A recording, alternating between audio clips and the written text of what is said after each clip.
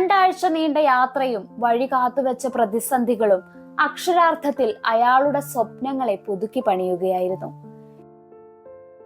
യാത്ര എന്ന മനം മടുപ്പിക്കാത്ത മരുന്ന് ഉറക്കം കെടുത്തി തുടങ്ങിയിട്ട് നാളുകളായെങ്കിലും വീൽ ചെയറിൽ അല്ലാതെ ചലിക്കാൻ പോലുമാകാത്ത ഈ 34കാരന് അതൊരു സ്വപ്നമായി തന്നെ തുടരുകയായിരുന്നു. വീടിന്റെ ഗേറ്റിനുള്ളിൽ തീരുമായിരുന്ന മാക്സിയുടെ ജീവിതം ഇന്ന് ലോകത്തോളം വളർന്നത് സുഹൃത്ത് യോഹന്നാസ് ആ ചക്രക്കസേരയുടെ സാരഥിയായതോടെയാണ്.